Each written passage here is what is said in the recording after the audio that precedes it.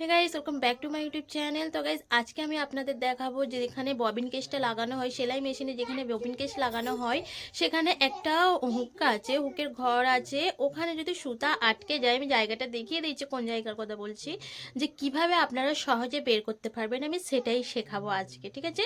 তো যারা নতুন সেলাই শেখে, যখনই মেশিন উল্টো পাল্টা ঘোরে তখনই এরকম ওখানে আটকে যাবে, দেখবেন যে নিচের সুতা উঠছে না, খুব টাইট হচ্ছে। তখনই কিন্তু এই প্রবলেমটা হয়। কিভাবে সলভ করবেন সেটাই আমি দেখাচ্ছি। তো বন্ধুরা, এই দেখুন, আমি এটা সেলাইটা করে সুতোটা যখন টানছি তখন দেখবেন উঠবে না। আমি এবার তুলে দেখাচ্ছি। ঠিক আছে, এই যে সুতাটা আমি যখন উপরে তুলবো তো কিছুতেই উঠবে না, খুব টান, নিচের সুতো একদম উঠবে না, খুব টান হয়ে থাকবে। তখন আপনারা কি করবেন, এগুলো খুলবেন, ঠিক আছে?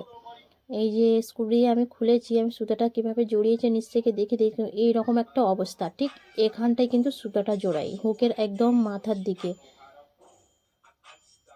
দেখুন, এই ভালো করে আমি দেখিয়ে দিচ্ছি যে। তো এবারে কি করব, কিভাবে বের করতে হবে আমি সেটা দেখাচ্ছি।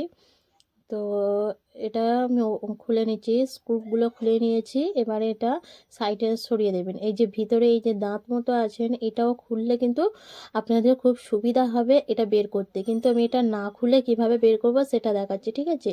কারণ কিছু কিছু মেশিনে এটা খোলা সম্ভব নয়। আমার এই মেশিনটাই খোলা যাচ্ছিল না, খুব টাইট হয়ে আছে। তাই জন্য আমি এটা এরকমভাবে না খুলি, কারণ দাঁত যদি বারবার খোলা হয় আলগা হয়ে যাবে। তাই এগুলো আমি নর্মালি খুলি না।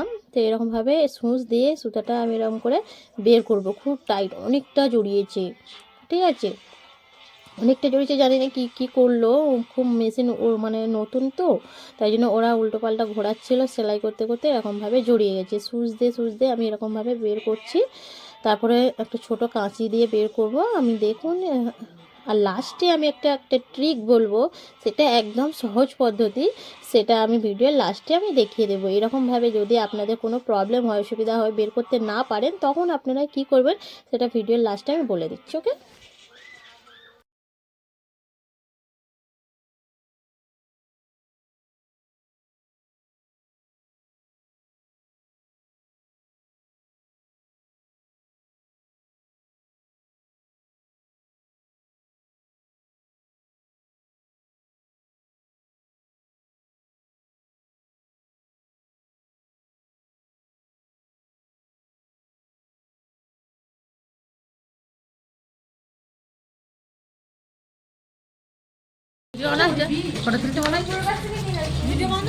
ভালো কথা, কাজটা খারাপ করে দাও, তোমার মেশিন খারাপ করছে, একটা ভিডিও তো ভালো দূর থেকে দেখো, নাহলে ব্লার হয়ে যাবে।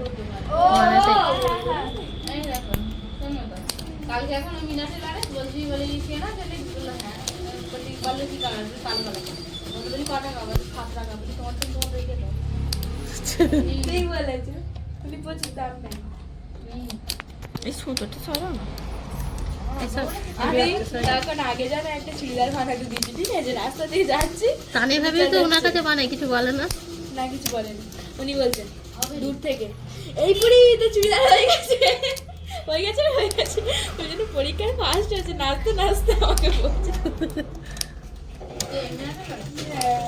আমাকে সম্পর্কে না তো এইরকমভাবে কাঁচিতে কাঁচিতে আমি অনেকটা বের করেছি। আপনারা দেখে ভিডিও দেখে বুঝতেই পারছেন যে কতটা সুতা ওখানে আটকে গিয়েছিল, একদম গোল হয়ে সুতা আটকে গিয়েছিল অনেকটাই, ঠিক আছে? তো এবারে একটা যে ট্রিকটার কথা বলছিলাম সেটা হলো, একটা দেশলাই নেবেন আর দেশলাই কাটি দিয়েই সুতাগুলো এরকমভাবে পুড়িয়ে নেবেন, ঠিক আছে? নিচ থেকেও দেবেন, ঠিক আছে? এরকম উপর থেকে আমি ফার্স্ট দিচ্ছি, আবার নিচ থেকে কাটি দিয়ে দেশলাই কাটি জ্বালিয়ে নিচ থেকে এরকম পুড়িয়ে নেবেন। নিলে আবার ওরকম সূচ দিয়ে বা কাঁচি দিয়ে সুতাটা টেনে বের করে নেবেন, ব্যাস হয়ে যাবে, একদম পরিষ্কার হয়ে যাবে। আপনারা যদি এরকম প্রবলেম হয় কারণ, কার কার এরকম প্রবলেম হয়েছে অবশ্যই আমাকে কমেন্টস করে জানিয়ে দেবেন। আর আমার এটা দেখে কেউ যদি সলভও হয়ে থাকে তাও আমাকে কমেন্টস করে জানিয়ে দেবেন।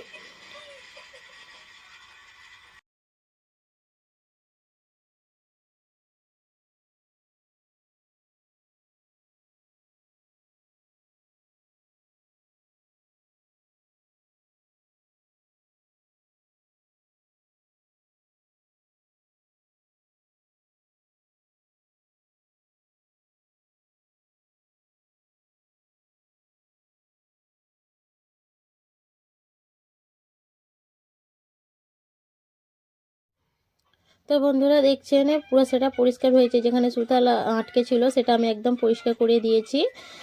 তো এবারে হচ্ছে সুতার ববিন কেস লাগিয়ে সুতা তুলবো। এবারে সুতাটা ইজিলি উঠে যাবে, কোনো টান লাগবে না। দেখুন উঠে গেল।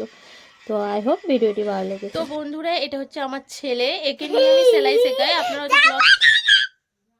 আপনারা হয়তো ব্লগটি দেখলে বুঝতে পারবেন।